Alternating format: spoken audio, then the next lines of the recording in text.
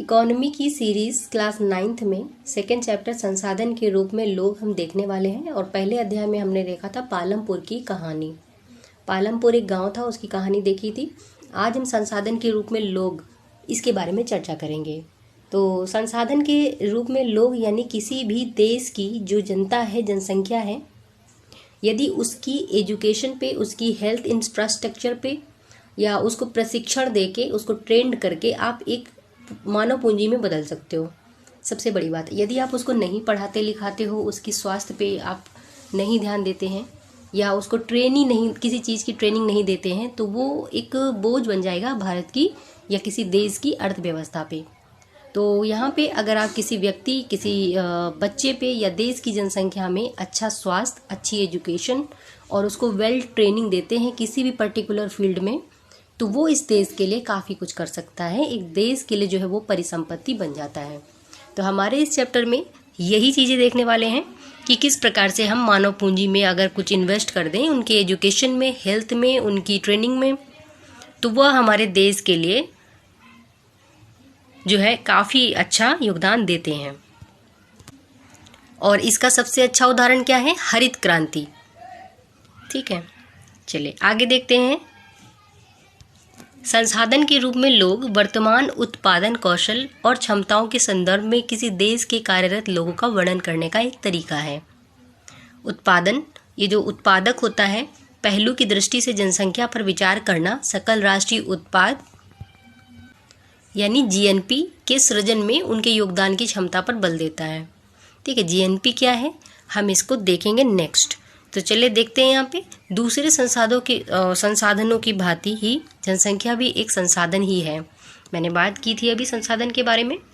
तो यहाँ पे एक मानव संसाधन यानी कि जनसंख्या एक संसाधन है। कैसा वाला संसाधन है? मानव संसाधन है।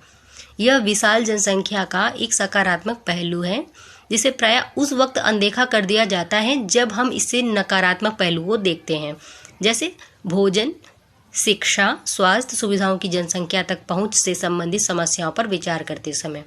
जब हम विद्यमान मानव संसाधन को और अधिक शिक्षा तथा स्वास्थ्य द्वारा और विकसित करते हैं या किया जाता है, तब हमें मानव पूंजी निर्माण कहा जाता है, जो भौतिक पूंजी निर्माण की ही भांति देश की उत्पादक शक्ति में वृद्धि करता है।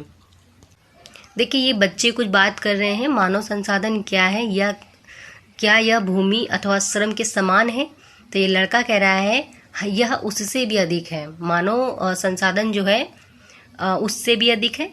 तो फिर से लड़का पूछ रहा है मानव पूंजी क्या है? क्या यह रुपया, पैसा अथवा डॉलर के समान है? तो लड़की कह रही है यह उससे भी अधिक है।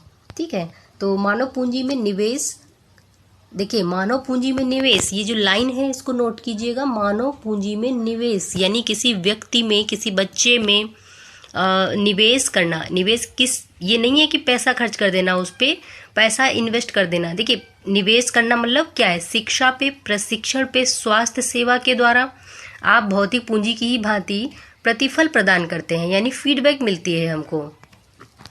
यानी जिस तरह से आप बैंक में पैसा जमा करते हो तो उसका ब्याज मिलता है, और आप कोई ज्वेलरी, सोना चांदी खरीद के रख लेते हो तो 5-6 साल बाद उसकी कीमत डबल हो जाती है।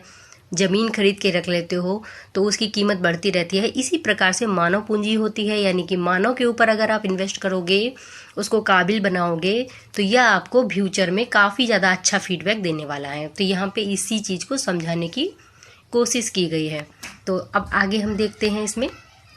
देखिए, अधिक शिक्षित, ठीक है, ध्यान से सुनिएगा इसको। अधिक शिक्षित या बेहतर प्रशिक्षित लोगों की उच्च उत्पादकता के कारण, यानी उनकी जो क्वालिटी होती है, प्रोडक्टिविटी होती है, वो उच्च होती है, अधिक आय होती है। साथ ही अधिक स्वस्थ लोगों की उच्च उत्पादकता के रूप में इसे प्रत्यक्षता देखा जा सकता है। यानी कि जो अच्छे हैं, पढ़े लिखे हैं, क्वालिटी वाले व्यक्ति हैं, वो स्वस्थ रहेंगे, उनकी जो भी काम करेंगे मन से करेंगे, अच्छा रिजल्ट आएगा, अच्छी अर्निंग होगी, या सारी चीज़ें इससे जुड़े हुए हैं।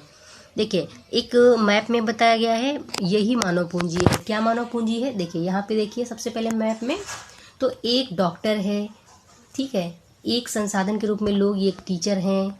यहाँ पे देखिए व्यक्ति कारखाने में काम कर रहा है, ये दर्जी है। तो ये सारे कौन हैं? ये है मानव पूंजी। इन्हीं की जगह पे कोई अगर भिखारी बने होते, कोई भीख मांग रहा होता, या कोई कुछ बैठा होता, कुछ नहीं कर रहा होता, निर्भर होता हमारे अपनों पे कि भाई ये करेगा अब मेरे लिए कुछ, ये मुझे कुछ करेगा, तो वो हमारे इकोनॉमी के लिए अच्छे नहीं होते हैं, तो मानव पूंजी भी नहीं कहलाते हैं वो लोग। ठीक है, तो यहाँ पे देखें, यह आवश्यक नहीं है एक विशाल जनसंख्या देश के लिए दायित्व ही हो। नोट करना ये पॉइंट कि ये ज़रूरी नहीं है कि एक विशाल जनसंख्या किसी देश की रिस्पॉन्सिबिलिटी या लायबिलिटी ही हो। मानव पूंजी में निवेश द्वारा इसे एक उत्पादक परिसंपत्ति में बदला जा सकता है। यानी कि हमने बताया कि कोई अगर रास्ते में चलते समय कोई बच्चा भीख मांगता है, कोई व्यक्ति भीख मांगता है, तो आप उनको जो है कुछ पेन वगैरह खरीद के ढेर सारे दे दो और बोलो कि भाई भीख मत मांगो, आप परिसंपत्ति बनो। परिसंपत्ति कैसे बनोगे? आप उन पेन को बेचो लोगों को, आप मेहनत करो, आप क्वालिटी वाले बंदे बनो। ठीक है, और फिर वो पेन बेचेगा, उसको पैसे मिलेंगे और वो संतुष्ट रहेगा कि भाई हमने कुछ काम किया, उसके पैसे मिले, और वो भी जो है कुछ प्रयास कर रहा है, फ्री में जो भीख नहीं मांग रहा है। देखिए यहाँ पे काफ़ी सारी चीज़ें हैं जो मानव पूंजी करती है, जैसे सबके लिए शिक्षा, स्वास्थ्य, और जो आधुनिक प्रौद्योगिकी होती है उसमें औद्योगिक और कृषि श्रमिकों के प्रशिक्षण, उपयोगी वैज्ञानिक अनुसंधान यानी रिसर्च आदि पर संसाधनों के व्यय के द्वारा। तो निम्न दो उदाहरण से स्पष्ट है कि लोग अधिक उत्पादक संसाधन बनने का प्रयास करते हैं। हम देखिए यहाँ पे कुछ कहानी भी देखते चलेंगे, और वो कहानियाँ आपके लिए बहुत ज़्यादा ज़रूरी हैं चीज़ों को समझने के लिए। अभी तक आप कुछ चीज़ें तो काफ़ी समझ ही चुके होंगे, जो बच्चे नए हैं वो बिल्कुल समझ चुके होंगे। बच्चों से तात्पर्य मेरा ये नहीं है कि कोई बहुत छोटा बच्चा समझ रहा है, ये जो है सिविल सर्विसेज के लिए भी हैं किताबें। ठीक है, तो यहाँ पे हम जैसे लोग भी हैं इन चीज़ों को समझने के लिए। हमें बस बेसिक सा अंतर समझना है कि लोग एक मानव पूंजी कैसे बन जाते हैं और कैसे वो बिल्कुल किसी पे निर्भर ही रहते हैं, वो कुछ कर नहीं पाते हैं। देखिए शकल की कहानी, हम शकल की कहानी देखने वाले हैं जो कि हमारे लिए बहुत ज़रूरी है।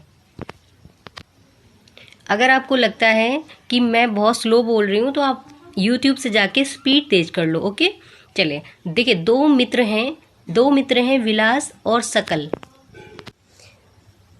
यहाँ पे ना हम पिक्चर बना लेते हैं।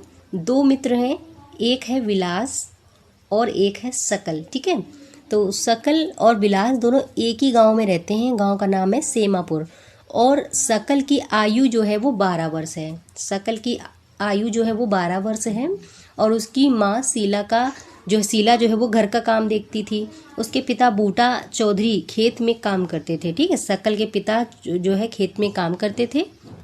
और इसके बाद में अगर हम बात करें उसकी फैमिली बैकग्राउंड के बारे में, तो वह अपने छोटे भाई जीतू और बहन सीतू की देखभाल करता था। शकल जो था वो अपने भाई बहन की देखभाल करता था। उसके पिता बोटा फैक्ट्री में काम करते थे।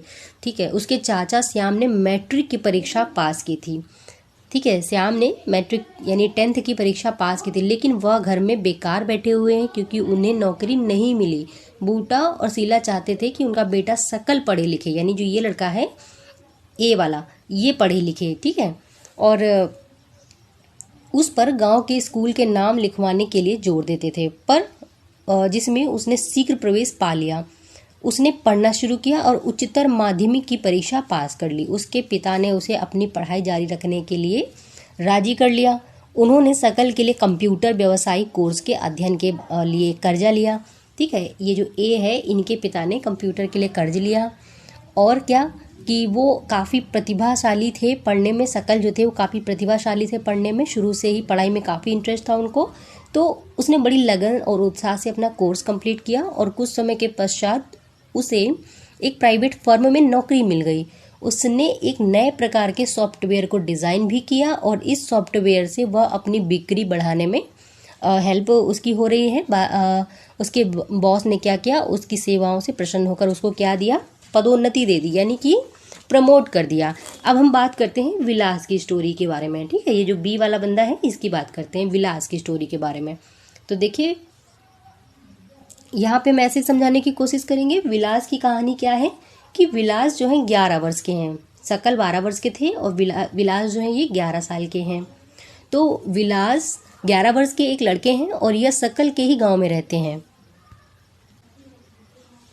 ओके, ये सकल के ही गांव में रहते हैं। विलास के पिता महेश एक मछुआरे थे। विलास जब केवल 2 वर्ष का था तो उनके पिता की मृत्यु हो गई थी। उनकी माँ गीता ने मछलियाँ बेचकर अपने परिवार को पाला पोसा। वह जमींदार के तालाब से मछलियाँ खरीदती और निकट की मंडी में बेचती थी। वह मछलियाँ बेचकर एक दिन केवल 150 रुपये कमा पाती थी। विलास गठिया रोगी बन गया था। ठीक है ना, ये जो बी वाला लड़का है ये गठिया रोगी बन गया था। उसकी माँ के पास इतने पैसे नहीं थे कि वह उसे किसी डॉक्टर को दिखा पाती। वह स्कूल भी नहीं जा सका। उसकी पढ़ने में रुचि नहीं थी। पहली चीज, वह खाना पकाने में अपनी माँ की मदद करता था और छोटे भाई मोहन की देखभाल करता था। कुछ समय पश्चात उसकी माँ बीमार पड़ गई तथा उसकी देखभाल करने वाला कोई नहीं था। परिवार में उसकी सहायता करने वाला भी कोई नहीं था। विलास भी उसी गांव में मछलियाँ बेचने के लिए बाध्य हुआ, मजबूर हुआ और माँ की तरह ही वह भी काम करने पे बिजी हो गया, यानी कि कम पैसे ही कमा पाता था माँ की तरह, क्योंकि वो मछली बेचता था। दोस्तों यहाँ पे आप बहुत अच्छी तरीके से नोटिस कर पाए होंगे कि जो सकल है और जो विलास है कितना बेसिक सा डिफरेंट है दोनों में, किंतु उनकी ज़िंदगी कितनी अलग अलग है। देखिए यहाँ पे जो सकल है, यहाँ पे कलर चेंज कर लेते हैं। ये जो शकल है ए ऑप्शन है, तो ये पढ़े लिखे हैं। इन्होंने अपना कंप्यूटर केंद्र डाला और कैसे भी करके अपना आगे बढ़ते रहे। एजुकेटेड है, ये जो है मानव पूंजी कहलाएगा। और जो विलास है वो मानव पूंजी नहीं कहलाएगा। क्यों नहीं कहलाएगा? क्योंकि वो उसमें क्वालिटी नहीं है, वो ट्रेंड नहीं है, क्वालिटी नहीं है उसमें, इसलिए इसने अपना एक उसी लेवल पे ही रहा और ये आगे नहीं सोच पाया। कोई अप्रोच नहीं थी इसकी, क्योंकि ना तो इसकी हेल्थ पे पैसा खर्च कर पाए, पैसा था नहीं इनके पास में, ना तो ये एजुकेटेड हो पाए, है ना। तो ये बेसिक सी स्टोरीज आपको समझ में आई। चलिए अब आगे बढ़ते हैं।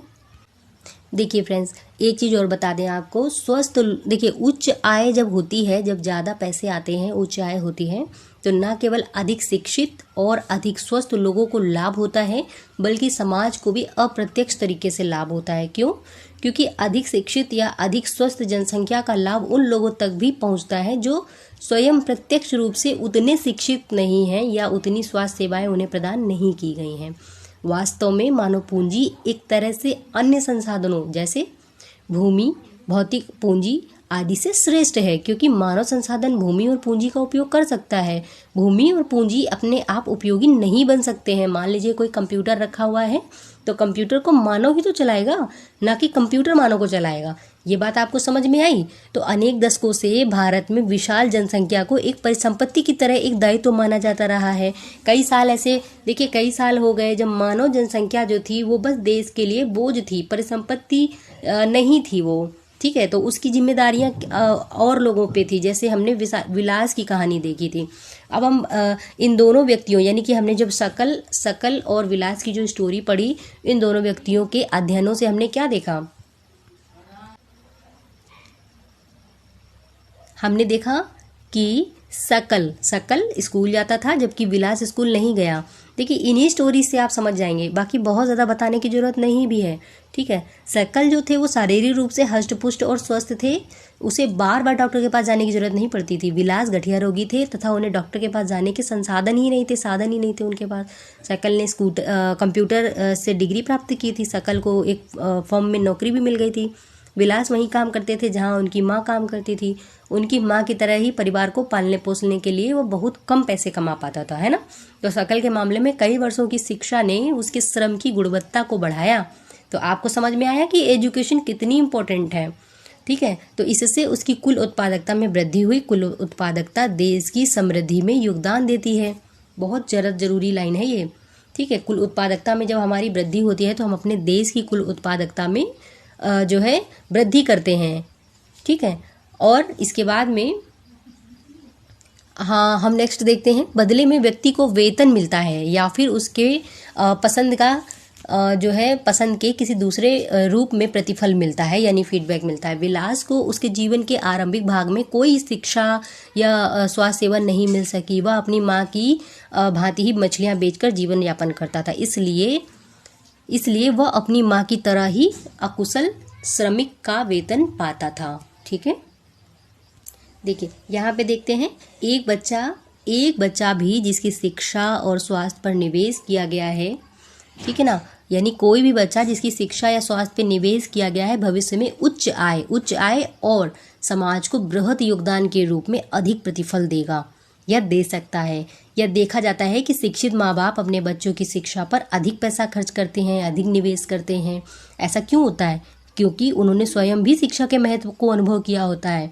वे उचित पोषण और स्वच्छता के प्रति भी सचेत होते हैं। इसी प्रकार वे अपने बच्चों की स्कूली शिक्षा और स्वास्थ्य की आवश्यकताओं का भी ध्यान रखते हैं। इस तरह इस मामले में एक अच्छा चक्र बन जाता है ना।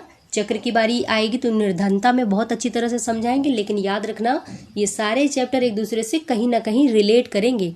ठीक है, देखिए कैसे कैसे चक्र बन जाता है। मान लीजिए एक बच्चा है, उसकी एजुकेशन में इन्वेस्ट किया गया। बच्चा एजुकेटेड है, उसको अच्छा हेल्थ मिलेगा, बार बार वो डॉक्टर के पास नहीं जाएगा, अधिक पैसे अर्न करेगा और मनी जो है वो अर्न करेगा और सेविंग भी करेगा, फिर और जगह इन्वेस्ट करेगा मनी को अच्छी जगह इन्वेस्ट करेगा, उसका फीडबैक उसको अच्छा मिलेगा। ये अच्छा सा सर्कल चलता रहता है। कुछ पैसे भी इन्वेस्ट कर लेगा, अपनी फैमिली के लिए अच्छे अच्छे काम करेगा। बट दूसरी ओर जो विलास है उसकी स्टोरी में क्या है, ना तो एजुकेशन है, ठीक है, एजुकेशन नहीं है, अच्छा हेल्थ नहीं है। एजुकेशन से ही उच्च क्वालिटी मिलती है, उच्च क्वालिटी से ही मनी आती है, जॉब आता है। फिर उसके पास अच्छा हेल्थ नहीं है तो उसको अच्छे अवसर नहीं मिलेंगे। फिर क्या है कि वो उसी दुष्चक्र में घूमता रहेगा। इसे ही बोलते हैं क्या, नेक्स्ट चैप्टर में देखेंगे क्या बोलते हैं। चलिए आगे देखते हैं। देखिए इस पैरा में बहुत अच्छी लाइन लिखी हुई है कि देखिए यहाँ पे एक बहुत अच्छी चीज़ लिखी है। देखिए जो पेरेंट्स समझदार होते हैं, पढ़े लिखे होते हैं, एजुकेशन की वैल्यू को समझते हैं, वो अपने बच्चों को उचित एजुकेशन, उचित पोषण, उचित स्वास्थ्य हर चीज़ देते हैं। इसी प्रकार से वो अपने बच्चे की स्कूली शिक्षा और स्वास्थ्य की आवश्यकताओं का ध्यान रखते हैं तथा वो इस मामले में एक अच्छा चक्र बना लेते हैं। देखिए बहुत अच्छी बात बोली है कि वो इस मामले में जो है एक अच्छा चक्र बना लेते हैं, अगर हम इसके विपरीत देखें तो हम देखते हैं कि स्वयं भी अशिक्षित माता पिता और अस्वस्थ माता पिता, अस्वच्छ माता पिता तथा सुविधा वंचित स्थिति में रहने वाले माता पिता एक दुष्चक्र सृजित करते हैं और अपने बच्चे को भी उसी तरह सुविधाओं से वंचित स्थिति में रखते हैं। तो आप मतलब समझ गए इसका बेसिक सा। चलिए आगे देखते हैं। जापान जैसे देशों ने मानव संसाधन पर निवेश किया है। बहुत अच्छी तरह से नोटिस करिए, जापान जैसे देशों ने मानव संसाधन में बहुत निवेश किया है। उनके पास कोई भी प्राकृतिक संसाधन नहीं है। जैसे अपने देश में हमारे पास खूब सारी माइनिंग्स करने के लिए कोयला है, सोना है, बहुत सारी धातुएं हैं।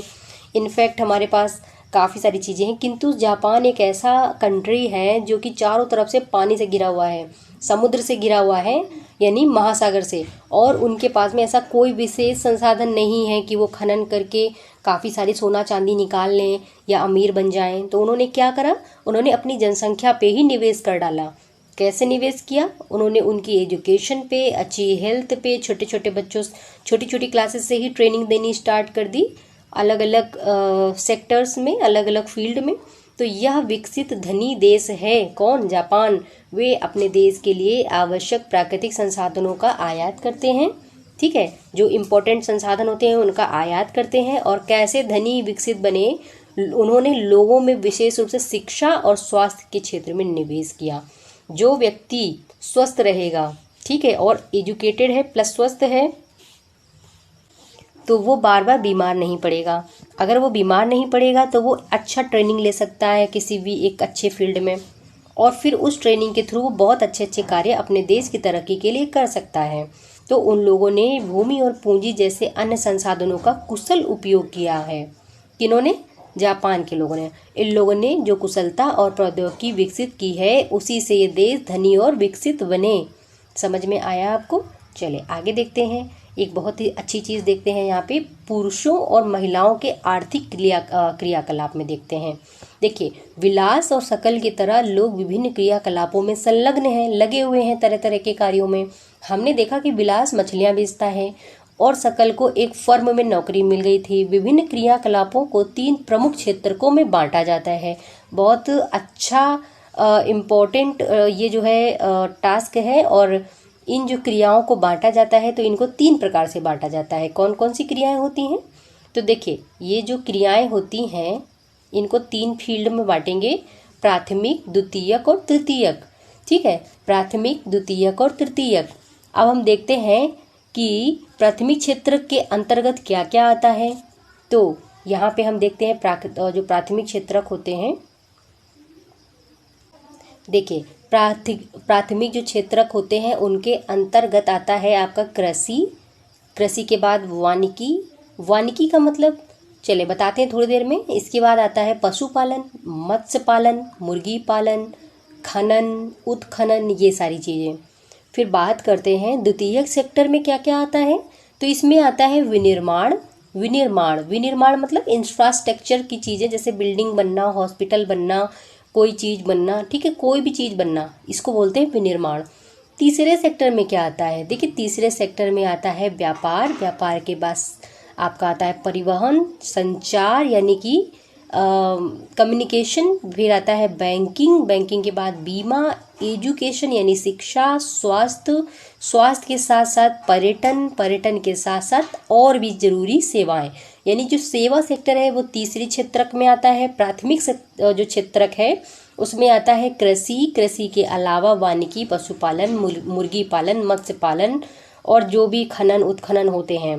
द्वितीयक क्षेत्रक में क्या आता है? विनिर्माण आता है, कोई चीज़ बनानी है, किसी तरह का निर्माण करना है, ये सारी चीज़ें हमारी द्वितीयक क्षेत्रक में आती है। तो हमारी ये 3 पिलर समझने बहुत ज़्यादा ज़रूरी हो गए हैं, क्योंकि जैसे जैसे हमारा पैटर्न बदलेगा, बड़े बड़े लेवल में जाएंगे, 10th क्लास में पहुँचेंगे तो और भी ज़्यादा ये हमें अच्छे से समझ में आएगा। अब हम आगे देखते हैं कि इस क्षेत्रक में जो क्रियाकलाप के फलस्वरूप वस्तुओं और सेवाओं का उत्पादन होता है, ये क्रियाकलाप राष्ट्रीय आय में मूल्यवर्धन करते हैं। कौन से क्षेत्रक में? ये किसके क्षेत्र की बात कर रहे हैं? ये जो हमारा तीसरा वो होता है, क्षेत्रक होता है, तृतीय क्षेत्रक होता है, उसकी बात हो रही है। यानी कि यहाँ पे जो हमारे यहाँ पे देखें, व्यापार हो गया, परिवहन हो गया, संचार, बैंकिंग, ये सारी चीज़ें जो होती हैं ये जो है हमारी सकल आय में राष्ट्रीय आय में मूल्यवर्धन करती हैं। ये क्रियाएं आर्थिक क्रियाएं कहलाती हैं। क्या कहलाती हैं? आर्थिक क्रियाएं कहलाती हैं। और आर्थिक क्रियाओं के 2 भाग हैं, ठीक है ना, 2 भाग हैं आर्थिक क्रियाओं के। एक है आपका बाजार क्रियाएं, दूसरा है गैर बाजार क्रियाएं, है ना। बाजार क्रियाओं में वेतन या लाभ के उद्देश्य से की गई क्रियाओं के लिए पारिश्रमिक का भुगतान करते हैं, और इनमें सरकारी सेवा सहित वस्तु या सेवाओं का उत्पादन शामिल है।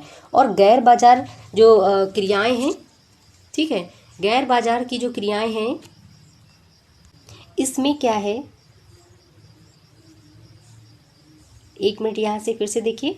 तो गैर बाजार क्रियाओं से अभिप्राय है स्व उपभोग, स्व उपभोग के लिए उत्पादन, ठीक है, के लिए उत्पादन करना। अब हम आगे देख लेते हैं। तो इनमें जो प्राथमिक उत्पादों का उपभोग और प्रसंस्करण तथा जो अचल संपत्ति का स्वलेखा उत्पादन आता है। चलिए यहाँ पे देखिए, बहुत अच्छी तरह से डायग्राम में समझाया है।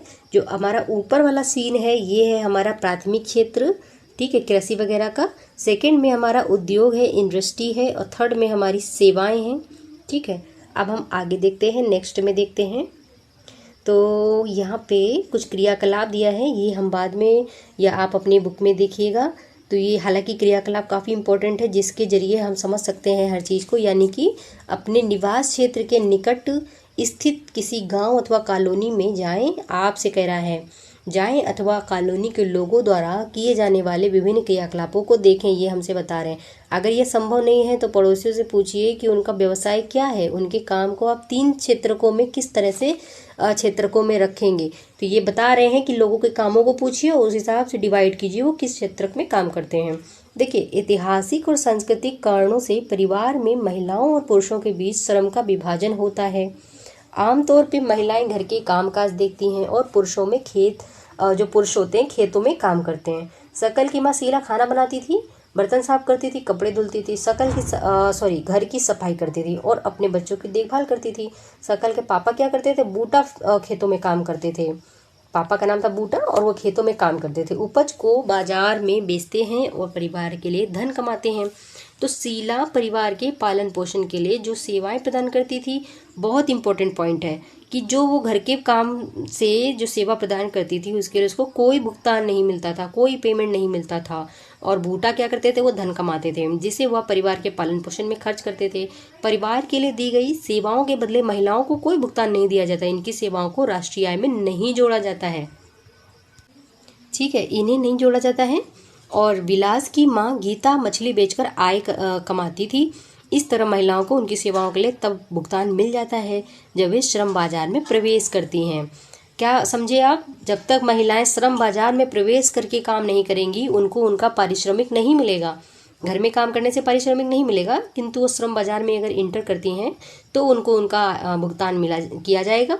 और उनके पुरुष सहयोगी की तरह ही उनकी आय, उनकी शिक्षा, उनके कौशल के आधार पर ही उनकी जो है आय निर्धारित की जाएगी। शिक्षा जो है व्यक्ति के उपलब्ध आर्थिक अवसरों के बेहतर उपयोग में सहायता करती है। क्या करती है, शिक्षा जो है किसी व्यक्ति के, ये जो शिक्षा होती है कौशल बाजार में किसी व्यक्ति की आय के प्रमुख निर्धारक है। अब देखें, अधिकांश महिलाओं के पास बहुत कम शिक्षा और निम्न स्तर पर कौशल है। कौशल मतलब क्या होता है, स्किल होता है। मोदी जी का स्किल इंडिया याद है ना आपको, स्किल इंडिया अभियान। तो इसी तरह से स्किल करने के लिए जो जब तक व्यक्ति में स्किल नहीं होगी, कौशल नहीं होगा, तब तक वो क्या कर पाएगा। तो शिक्षा और स्किल, ठीक है ना, ये दोनों जरूरी हैं। पुरुषों की अपेक्षा महिलाओं को कम पारिश्रमिक दिया जाता है। अधिकतर महिलाएं वहां काम करती हैं जहां नौकरी की सुरक्षा नहीं होती है तथा कानूनी सुरक्षा का अभाव होता है। आप अगर हमारे लेक्चर को सुन भी लोगे तो भी काफ़ी चीज़ें समझ जाओगे। ठीक है, तो अनियमित रोजगार और निम्न आय इन क्षेत्र की विशेषताएं हैं। ठीक है ना, क्या, अनियमित रोजगार और निम्न आय, यानी रोजगार भी अनियमित है, आय भी निम्न है। तो इस क्षेत्र की विशेषताएं हैं। इस क्षेत्र में प्रसूति अवकाश, यानी जब महिला जो है गर्भवती होती है तब वो जो प्रसूति अवकाश होता है वो, शिशु देखभाल तथा अन्य सामाजिक सुरक्षा तंत्र जैसी सुविधाएं नहीं मिलती हैं। कौन सी क्षेत्र में नहीं मिलती हैं, जहाँ पे कौशल, मतलब जहाँ पे आय, जो जॉब होता है इसकी स्थिरता नहीं होती है। तथापि उच्च शिक्षा, उच्च कौशल वाली महिलाओं को क्या होता है कि पुरुषों के बराबर वेतन मिलता है। जो महिलाएं, देखिए फिर से देखिए एक बार, जो महिलाएं निम्न कौशल स्तर पे काम करती हैं उनको पेमेंट भी कम मिलता है, जॉब की कोई श्योरिटी नहीं होती है। लेकिन जो महिलाएं एजुकेटेड होती हैं और अच्छे स्तर पे काम करती हैं तो उनको सब कुछ मिलता है, यानी पुरुषों के बराबर वेतन भी मिलता है और सारी चीज़ें मिलती हैं। देखिए यहाँ पे सबसे इम्पॉर्टेंट चीज़ क्या है, संगठित क्षेत्र में शिक्षण और चिकित्सा उन्हें अधिक आकर्षित करते हैं। कुछ महिलाओं ने प्रशासनिक और अन्य सेवाओं में प्रवेश किया है जिसमें वैज्ञानिक और प्रौद्योगिकी सेवा के उच्च स्तर की आवश्यकता है। अपनी बहन या साथ में पढ़ रही किसी सहपाठी से पूछिए कि वो क्या बनना चाहती है, ये टास्क है। जनसंख्या की गुणवत्ता देखते हैं। जनसंख्या की गुणवत्ता, ये जो एजुकेशन दर होती है, साक्षरता दर होती है, जीवन प्रत्याशा के निरूपित व्यक्तियों के स्वास्थ्य और देश के लोगों द्वारा प्राप्त कौशल निर्माण पर निर्भर करती है। यानी कि जनसंख्या की गुणवत्ता अंततः देश की समृद्धि दर निर्धारित करती है। निरक्षर और अस्वस्थ जनसंख्या अर्थव्यवस्था पे बोझ होती है। साक्षर और स्वस्थ जनसंख्या जो है एक परिसंपत्ति होती है किसी देश की इकोनॉमी के लिए। एजुकेशन की बात कर लेते हैं।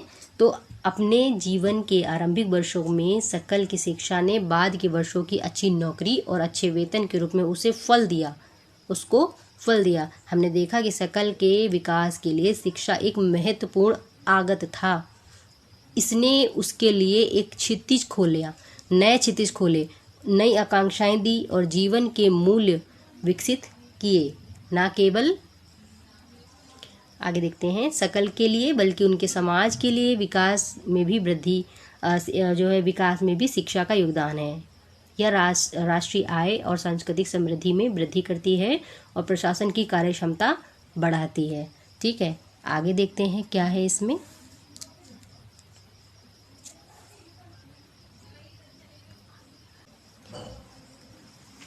देखिए यहाँ पे कुछ इम्पोर्टेंट लाइंस लिखी हुई हैं। किसी व्यक्ति एक सकारात्मक परिसंपत्ति और एक कीमती राष्ट्रीय संसाधन है जिसे बड़ी सहजता से, गतिशीलता और सावधानीपूर्वक संजोने, पोषित करने, विकसित करने की आवश्यकता है। प्रत्येक व्यक्ति का विकास समस्याओं और आवश्यकताओं की एक श्रृंखला है। इस जटिल और गतिशील विकास प्रक्रिया में शिक्षा की उत्प्रेरक भूमिका को बहुत सावधानी से तैयार करना चाहिए और बड़ी संवेदनशीलता के साथ में कार्यान्वित किया जाना चाहिए। चलिए आगे देखते हैं। एक डायग्राम बना रखा है व्यक्ति, पुरुष, महिलाएं, और यहाँ पे 2001 की जनगणना पे दिया गया। एनसीईआरटी काफ़ी पुरानी है, 2011 की जनगणना भी लगभग हो चुकी है, अभी 21 की आ जाएगी। तो यहाँ पे डायग्राम बताया है कि कुल कितनी महिलाएं साक्षर हैं भारत में। तो पुरुषों में देखिए ज़्यादा इनका अनुपात है, और व्यक्ति टोटल देखें महिला और पुरुष मिला के तो ये वाला सिंबल रहेगा, ठीक है। और जो ये है ये वाला सिंबल, ये है महिलाओं का। तो कब सन, किस सन में महिलाएं कितनी इलिटरेट थी, साक्षर थी, इसके बारे में बता रहा है। तो देखिए शिक्षा में सार्वजनिक पहुंच, धारण और गुणवत्ता प्रदान करने का प्रावधान किया जाता है, और इस मामले में लड़कियों पर विशेष जोर दिया गया है। प्रत्येक जिले में जो नवोदय विद्यालय हैं, जैसे क्या क्या उन्होंने काम किए हैं, तो नवोदय विद्यालय जैसे प्रगति निर्धारक विद्यालयों की स्थापना की गई है, नवोदय विद्यालय हो गया। बड़ी संख्या में हाई स्कूल के विद्यार्थियों को ज्ञान और कौशल से संबंधित व्यवसाय उपलब्ध कराने के लिए व्यावसायिक शाखाएं विकसित की गई हैं। शिक्षा परियोजना परिव्यय पहली पंचवर्षीय योजना में 151 करोड़ रुपए बढ़ करके 10वीं पंचवर्षीय योजना में 825 करोड़ रुपए जो है इसका परिव्यय यानी आवंटन हो गया है। सकल घरेलू उत्पाद की अगर हम बात करें, ठीक है, तो इसका जो है यहाँ पे देखें, जो ये पुराने आंकड़े बता रहा है कि सन इतने से इतने में इतना अलॉट किया गया था एजुकेशन के लिए। अभी 2022 का 21 का जो 21-22 है उसका आंकड़ा देखना चाहिए हम लोगों को कि अभी वर्तमान में कितना अलोकेशन हो रहा है एजुकेशन में।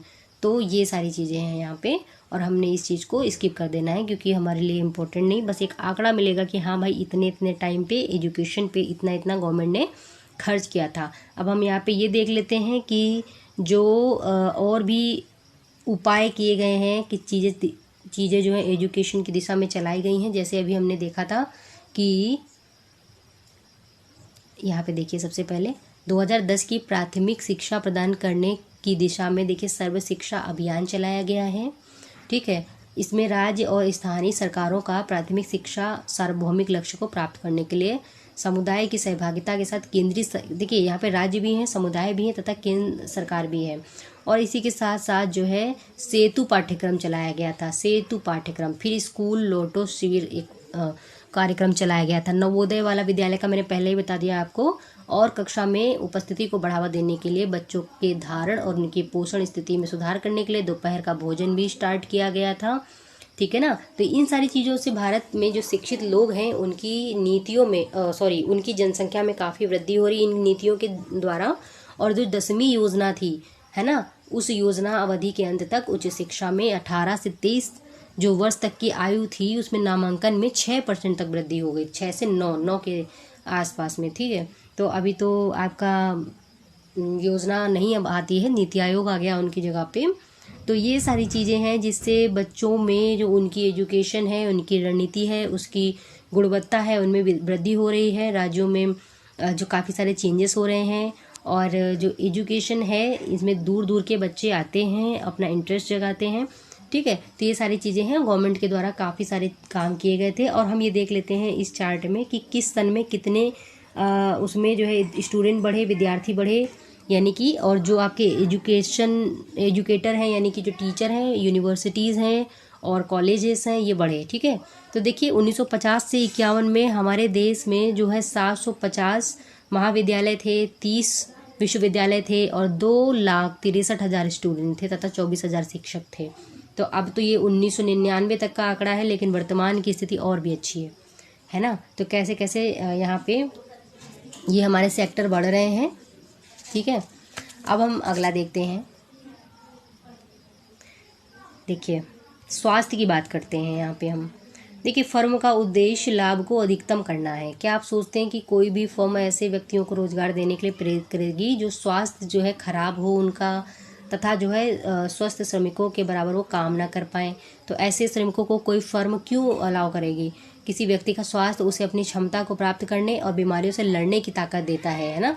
तो अस्वस्थ लोग जो होते हैं, अस्वस्थ लोग क्या होते हैं, किसी संगठन के लिए बोझ बन जाते हैं, है ना। कोई दो दोस्त हैं, एक स्वस्थ है एक अस्वस्थ है, तो जो स्वस्थ है वो अच्छा कार्य करेगा, अच्छा पैसा कमाएगा, देश के लिए अर्थव्यवस्था के लिए अच्छा योगदान देगा। अस्वस्थ थोड़े कर पाएगा ऐसा। तो वास्तव में स्वास्थ्य अपना कल्याण करने के लिए एक अपरिहार्य आधार है।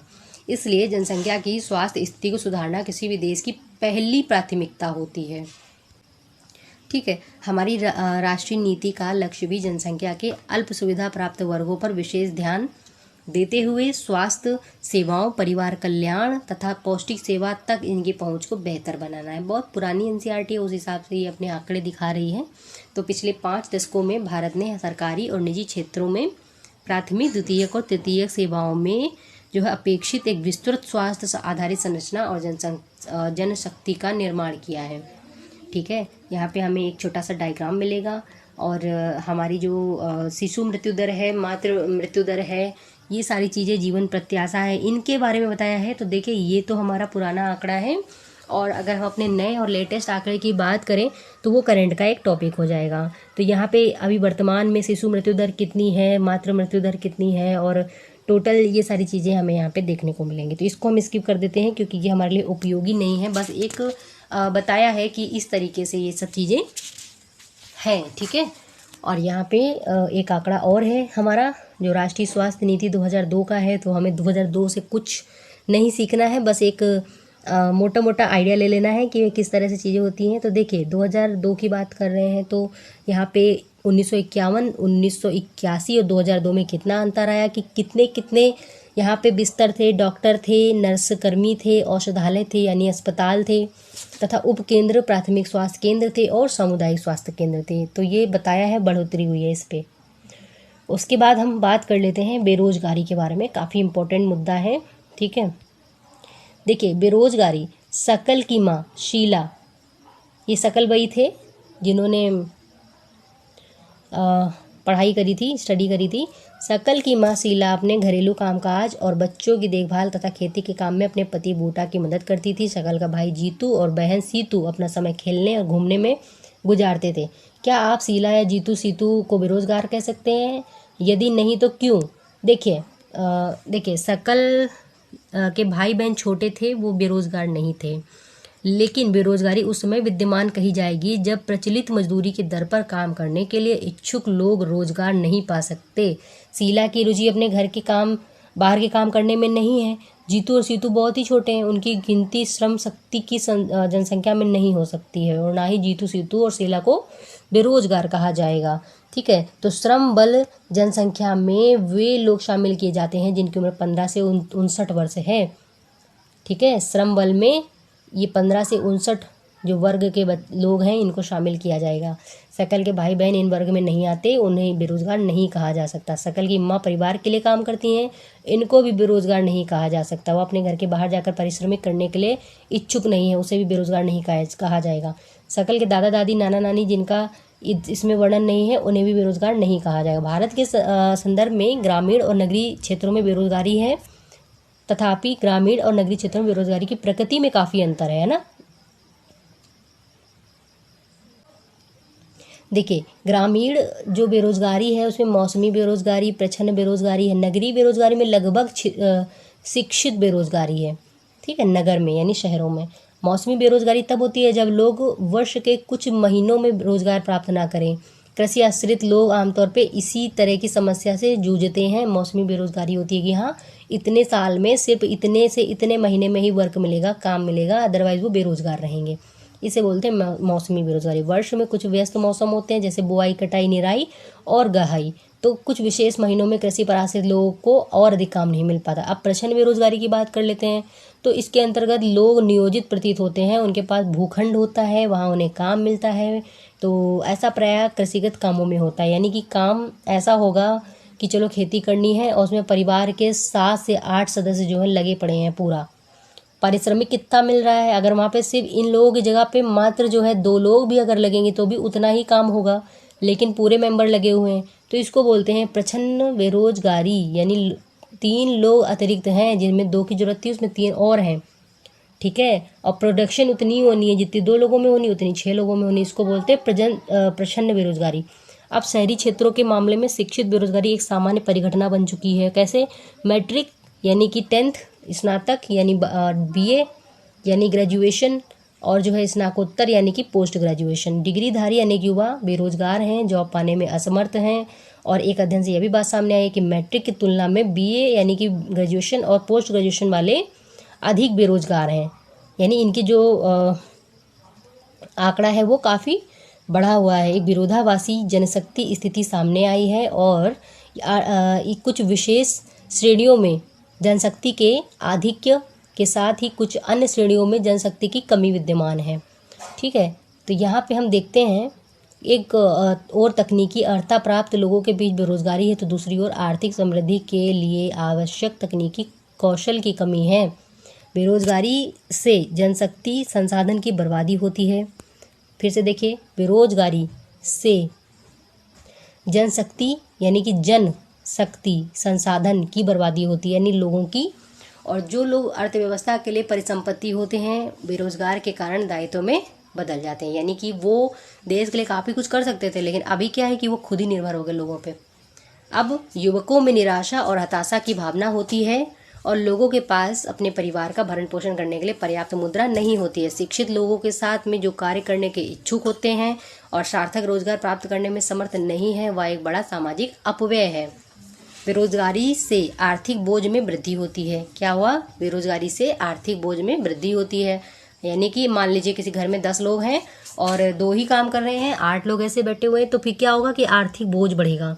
कार्यरत जनसंख्या पर बेरोजगारों की निर्भरता बढ़ेगी। 2 लोग काम कर रहे हैं, 8 लोग बैठे हुए हैं, तो उनकी निर्भरता बढ़ जाएगी उन दोनों पे।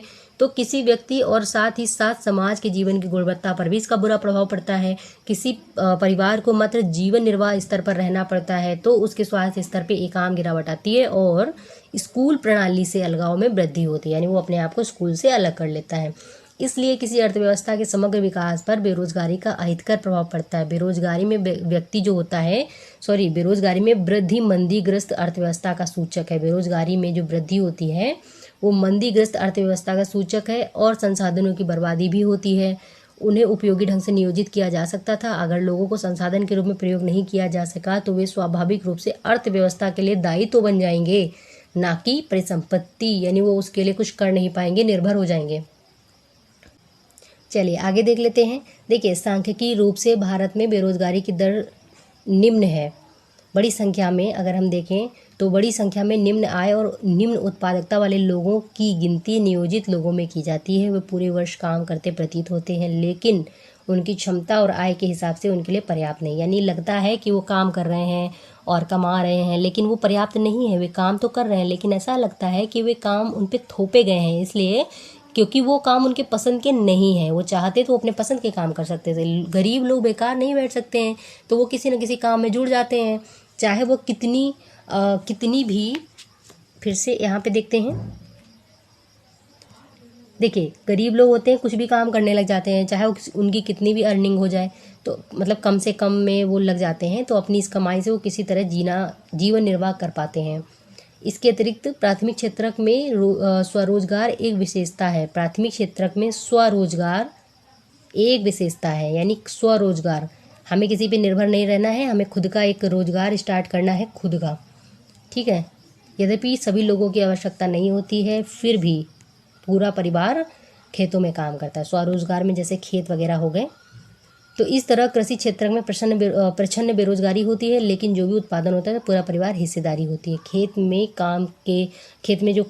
के काम में साझेदारी और उत्पादित फसल में हिस्सेदारी की धारणा ग्रामीण क्षेत्रों में बेरोजगारी कठिनाइयों में कमी लाती है। तभी कहा जाता है कि कृषि आज भी प्रचलित है और कृषि आज भी कई लोगों को रोजगार देती है। और कृषि एक ऐसी चीज़ है जिसमें लॉन्ग टर्म जॉब है, यानी कि उसमें बेरोजगारी का जो एक लेवल होता है बहुत ही कम होता है, ठीक है। चलिए आगे देखते हैं। देखिए, यहाँ पे तीनों क्षेत्रकों के रोजगार के परिदृश्य में चर्चा करनी है। तो यहाँ पे हम देख लेते हैं कि कृषि का सबसे अधिक अवशोषण करने वाला अर्थव्यवस्था का क्षेत्र कृषि है। पिछले वर्षों में पूर्व चर्चित प्रचंड बेरोजगारी के कारण कृषि पे जनसंख्या की निर्भरता में कुछ कमी आई है। कृषि अधिशेष श्रम का कुछ भाग द्वितीयक तृतीयक क्षेत्र में चला गया है। द्वितीयक क्षेत्र में छोटे पैमाने पे होने वाले विनिर्माण में श्रम का सबसे अधिक अभिशोषण है। तृतीय क्षेत्र में जैव प्रौद्योगिकी, सूचना प्रौद्योगिकी आदि सरीखी विभिन्न नई सेवाएं सामने आ रही हैं। चलिए यहाँ पे हम देखते हैं, थोड़ा सा हमारा चैप्टर बस फिनिश होने वाला है। चलिए आइए यहाँ पे जानने के लिए कहानी पढ़ेंगे कि कैसे लोग अपनी गांव की अर्थव्यवस्था के लिए परिसंपत्ति बन जाते हैं। गांव की अर्थव्यवस्था के लिए परिसंपत्ति बन जाते हैं। ठीक है, परिसंपत्ति का मतलब अच्छी चीज़, इकोनॉमी पे, ठीक है, बोझ नहीं है, वो परिसंपत्ति है। देखिए सबसे अच्छी चीज़ ये है कि जब कोविड आया था तो हमें एग्रीकल्चर यानी कृषि ने ही जो है बहुत अच्छा सपोर्ट किया था। सारी चीज़ें बंद हो गई थी तो कृषि का योगदान हमेशा रहेगा। देखिए एक गांव की कहानी देख लेते हैं हम यहाँ पे। तो एक गांव की कहानी में एक गांव था जिसमें अनेक परिवार रहते थे। प्रत्येक परिवार इतना उपजा लेता था कि उससे उसके सदस्य खा पी सकें। परिवार के सदस्य जो थे वो कपड़े बुनते थे, अपने बच्चों को पढ़ाते हैं। इस तरह प्रत्येक परिवार अपनी आवश्यकता स्वयं पूरी कर लेता था। ठीक है, तो इनमें से एक परिवार ने अपने बेटे को कृषि महाविद्यालय भेजने का फैसला किया। बहुत अच्छी स्टोरी है। लड़के को निकट में एक यूनिवर्सिटी में प्रवेश मिला। कुछ समय पश्चात वह इंजीनियर की योग्यता प्राप्त कर गांव वापस आया। वह इतना सृजनात्मक निकला कि उसने एक उन्नत किस्म के हल का नमूना तैयार कर दिया जिससे गेहूं की उपज में वृद्धि हो गई।